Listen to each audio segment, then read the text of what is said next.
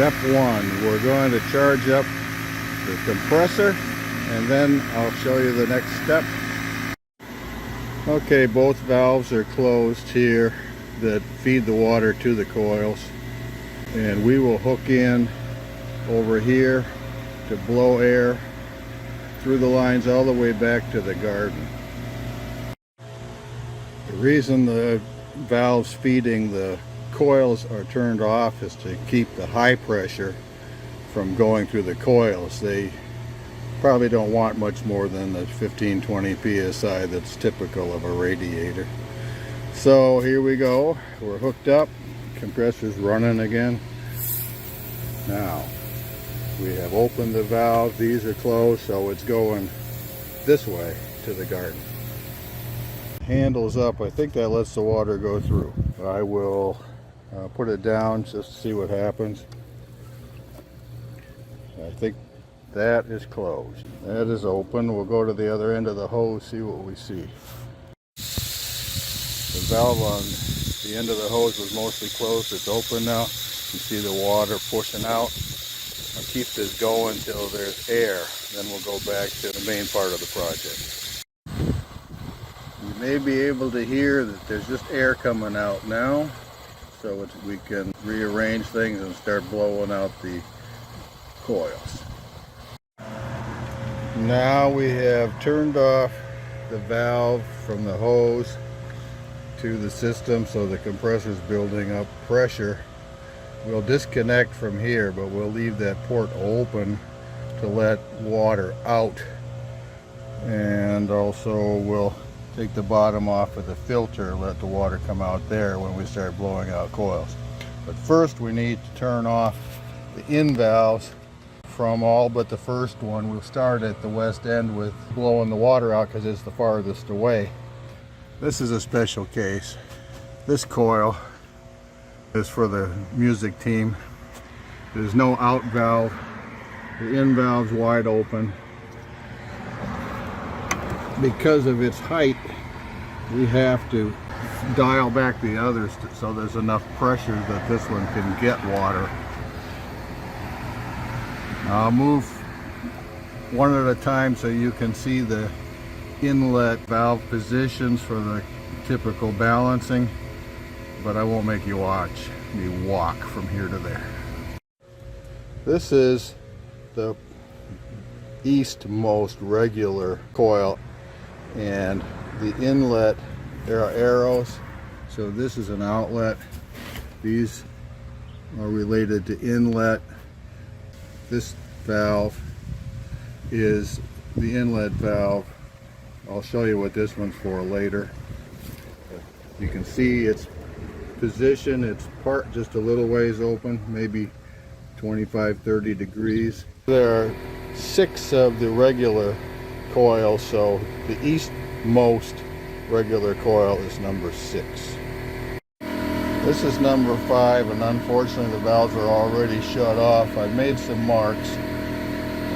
The roofing guys used water from the well, so I think they closed all these to get more water. Unfortunately, that put a little more pressure than I'd like through number 6. And then number 4, the valves appear to be totally closed. Number 3, the valves are totally closed. Number 2, I'm going to say not totally closed. The outlet is totally closed. Inlet, that's probably its normal position, about 45 degrees. This is number 2, the next to westmost. So this is number 1. Both valves are off here too. We usually have the inlet dialed down quite a lot because it can get rather cold for Rick running the soundboard. And again, the reason we dial back the inlets and have outlets wide open is to minimize the pressure in the coils. Balance the flow with inlets and leave the outlets wide open.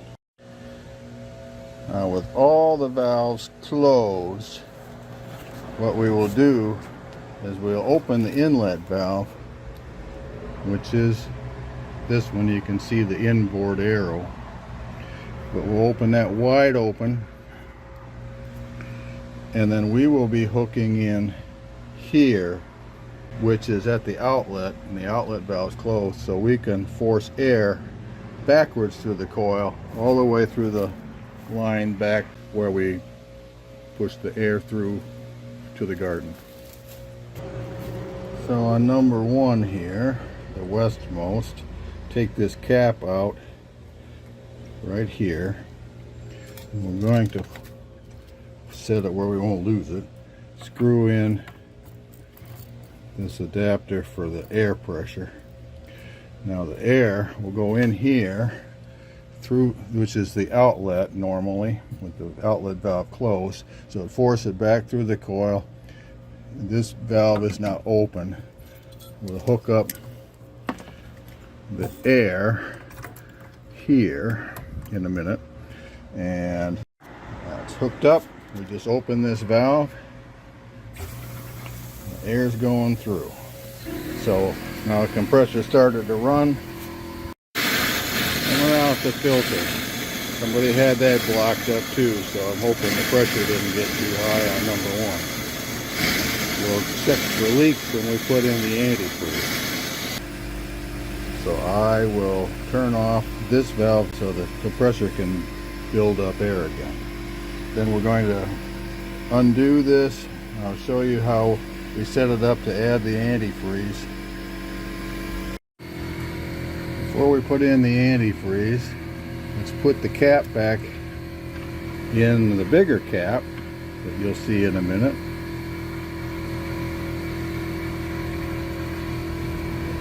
Close the inlet valve all the way. To open this valve, which is going to let the antifreeze come out, because we take this off of here, and that's where we're going to pour in the antifreeze. So it goes backwards through the coil, and when it's full it'll start running out this port that I've added just for that purpose. Now that this valve's open, this valve's closed, this valve's closed, so the antifreeze can't go down the other lines and get wasted. Now we open the inlet valve to the next coil, and we will take out this cap to hook up the air here, and the outlet is closed, so the air will go through this one now and come out at the filter. And while that's happening, we can set up to add antifreeze in number 1, and then we can kind of chase the antifreeze one coil at a time after the air has blown the water out of each coil. So we don't have to blow the air out of all the coils first and then come back and do the antifreeze by being clever with the valves. In this case, this is where the antifreeze will come out of number 2. If that's the inlet, there's the in arrow, there's the out arrow.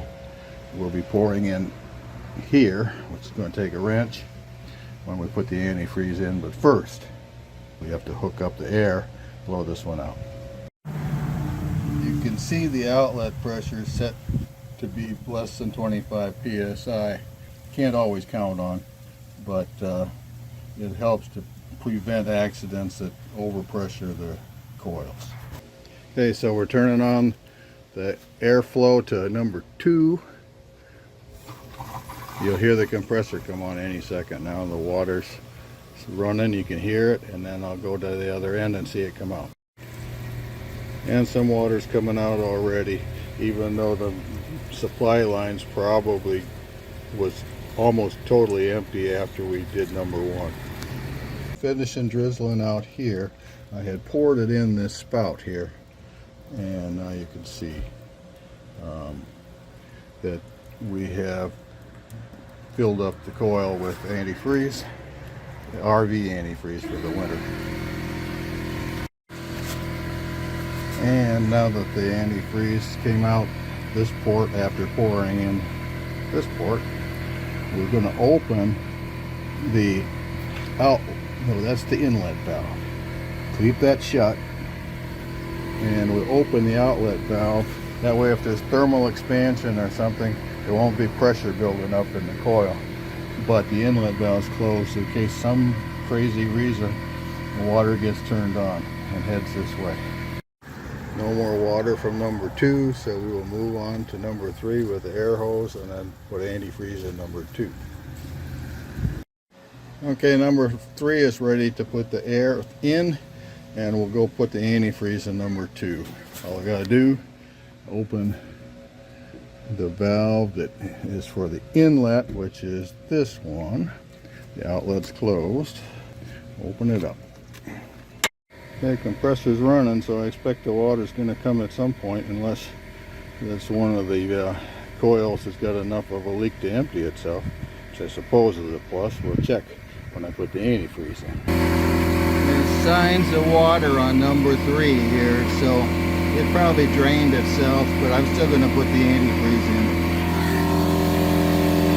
Number 2 is a little bit different. We're going to put the antifreeze in here like the other and close that valve. Here, instead of another valve, this cap comes off and the antifreeze will come out there. Not seeing any leaks, and there's the antifreeze coming out here, so this is number 2. We'll check it out and make sure that the inlet is closed. Number 2 is done. The outlet line is open in case there's a pressure buildup. Don't see any leaks down below from the antifreeze. Okay, number 3 ready to go with air. We'll open up the inlet. Outlet is closed. Just got to open this. Okay, no sign of air from number 3, but I'm thinking that coil may have a leak. So we will chase that down and move to 4 and then put antifreeze in 3 and see if we see signs of leaks. Looks like there probably is leakage at number 3. That fluttering buzz suggests there's air coming out there. Okay, this is number 4. About to turn the air onto it. Inlet is open, the outlet is closed. Then we'll go do antifreeze on 3 and see if it leaks. You can hear this one going, and I think it's coming out on the ground. We'll go look at the other end anyway. No sign from number 4. I suspect that one's leaking too, but we'll go put antifreeze in 3. Antifreeze is coming out down here, so we won't be able to fill it up to here. Well, it's worth a try this time. I'll try to put sealer on it later, on the coil. And you can see us fairly sealed straight to the floor. And number 5 is set up for air to go in. Valves are set. Open this, see what happens. Okay, I can hear air down here. So we may not see any, it's over in the right corner. Probably not terrible. System still probably works like that. I'll try to seal it up with some spray sealer later. Getting some drips here. I'm a little bit surprised, but that's good. So not all the water's going out the bottom of the coil. This is number 4, set up for putting in antifreeze. You do have to open this valve here. So that's where it'll come out. In that with the arrow, and we'll dump it in the outlet and then put it out. I'm actually not seeing antifreeze coming out the bottom of this one. Going in here, this is the outlet, and it'll come out here if I do that in my tank. There is some antifreeze coming out that drizzle looking. Right bottom corner. So I'll see if I can get in to come out the top. Put in at least a half a gallon of stuff coming out the bottom here. Didn't make it out the top. So I think about half a gallon is enough to fill the coil. We'll stop there.